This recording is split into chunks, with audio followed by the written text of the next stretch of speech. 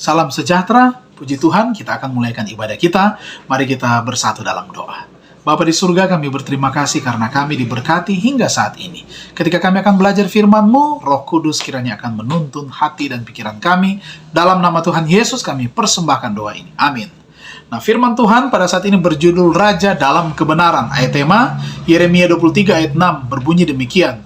Dalam zamannya Yehuda akan dibebaskan dan Israel akan hidup dengan tentram, dan inilah namanya yang diberikan orang kepadanya, Tuhan keadilan kita. Penjelasannya, gambaran Yesaya yang indah tentang kemuliaan Mesias menjadi pelajarannya siang dan malam. Pucuk dari akar Isai, seorang raja yang akan memerintah dalam kebenaran, menghakimi orang lemah dengan keadilan, perteduhan terhadap angin, dan tempat perlindungan terhadap angin ribut.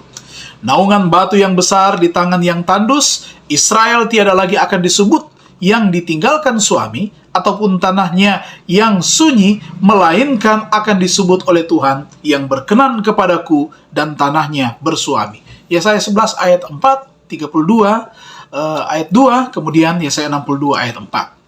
Hati orang buangan yang kesunyian itu dipenuhi dengan penglihatan yang mulia. Ia memandang kepada raja itu dalam kemuliaannya. Lalu diri pun dilupakan. Ia melihat kemuliaan kesucian, lalu merasa dirinya tidak sanggup dan tidak layak. Ia sudah sedia untuk pergi sebagai utusan surga, tiada gentar oleh kemanusiaan, sebab ia telah memandang kepada ilahi.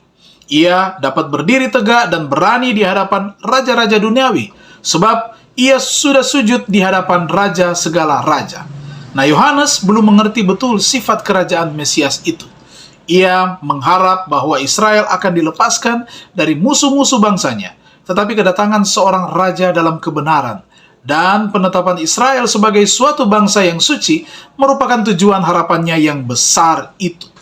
Demikianlah ia percaya akan digenapkannya nubuatan yang diberikan pada waktu ia lahir, dan mengingat akan perjanjiannya yang kudus, supaya kita terlepas dari tangan musuh dan dapat beribadah kepadanya tanpa takut dalam kekudusan dan kebenaran di hadapannya seumur hidup kita.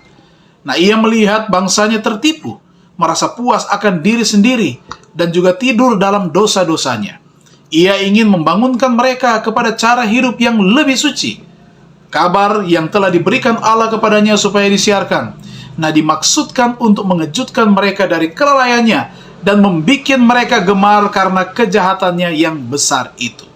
Sebelum benih Injil dapat ditanamkan, tanah hati itu mesti dihancurkan. Sebelum mereka mencari kesembuhan dari Yesus, mereka wajib disadarkan lebih dahulu akan bahaya mereka dari luka-luka dosa. Dalam buku Alfa Omega jilid 5 halaman 94 dan 95. Kesimpulan yang perlu direnungkan, apakah memandang kepada Yesus akan mengubah cara saya memandang sesama manusia? Nah, bagaimana itu mengubah hasrat saya untuk melayani Kristus yang adalah Raja kebenaran? Kita tunduk kepala dan kita berdoa. Kami berterima kasih Tuhan, kami boleh terbangun dengan tubuh yang sehat, beribadah dan merenungkan firman-Mu.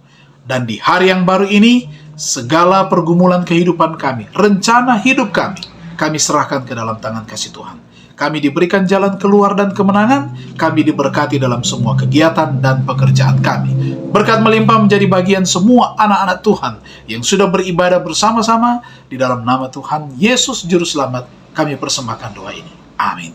Tuhan memberkati kita semua.